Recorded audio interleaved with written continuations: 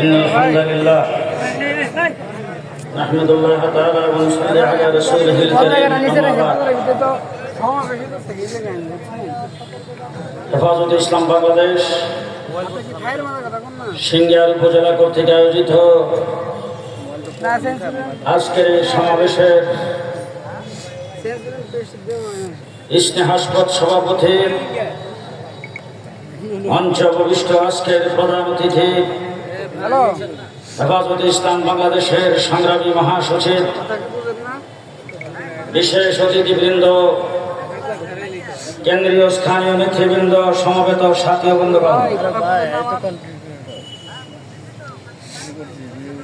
সময় খুব কম।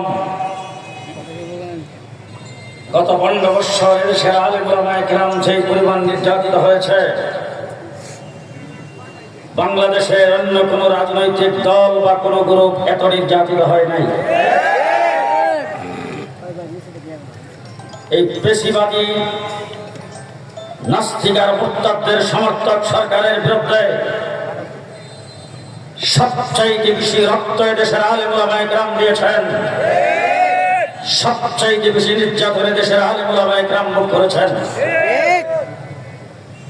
আজকে অন্তর্বর্তীকালীন সরকার ক্ষমতায়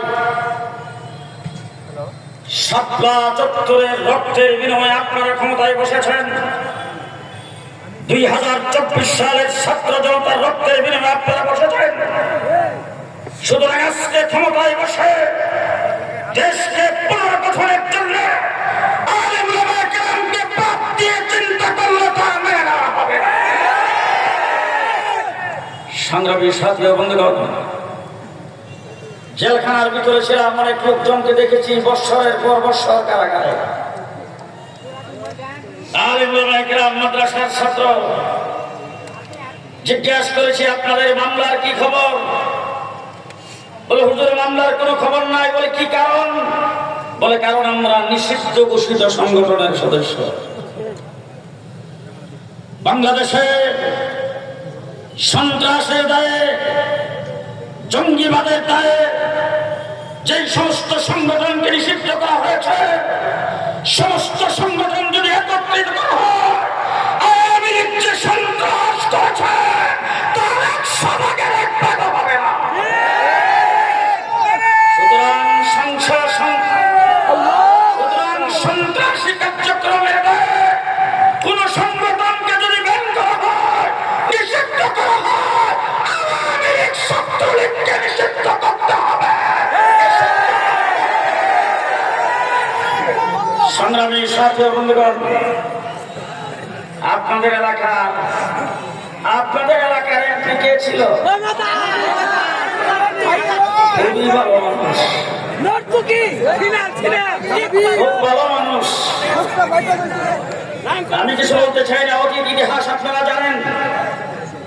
যদি ভোটে নির্বাচিত হতো, মমতাজের মতো ব্যক্তি জামানত পাবে না, বিপুল করে জামানত হারাতো। শেখ হাসিনা নর্তকী গায়কদেরকে ধরে ধরে এমপি বানায় সংসদকে অপবিত্র করেছেন। হযরত হাফিজ জিবরুল রহমাতুল্লাহ আলাইহি 81 সনে রাষ্ট্রপতি নির্বাচন দাঁড়ায়া তার বক্তৃতা ছিল তুবু ইলাল্লাহি জামিয়ান আইয়ুহাল মুমিনুন।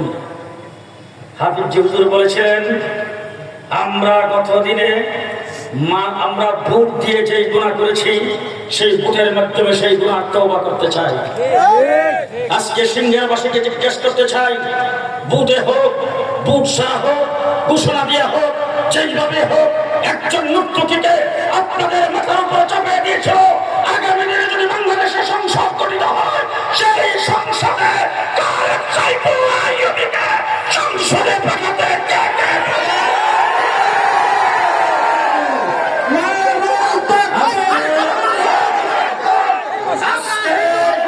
আজকে যারা এখানে এসেছেন, আমি আপনাদের কাছ থেকে শপথ নিতে চাই, আজকে থেকে আইয়ুবীকে এমপি বানাইবার জন্য মাঠে থাকতে কে কে প্রস্তুত?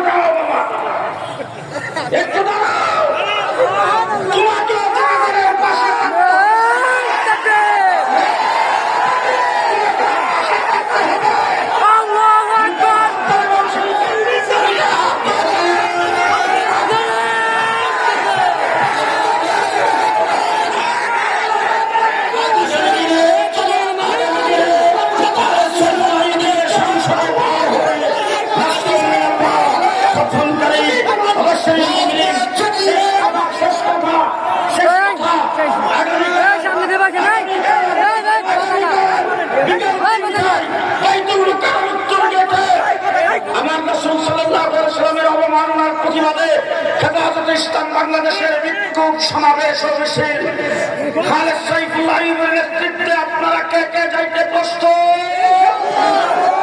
আগামীকাল বিকাল 3টায় মনে থাকবো তো? আপনাদের উদ্দেশ্যে এখনই বক্তব্য রাখবেন।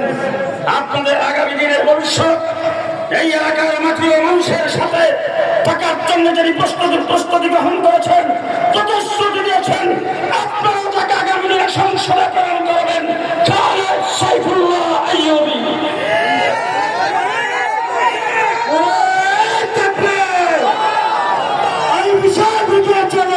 আলহামদুলিল্লাহ, আলহামদুলিল্লাহ ওয়া কাফা।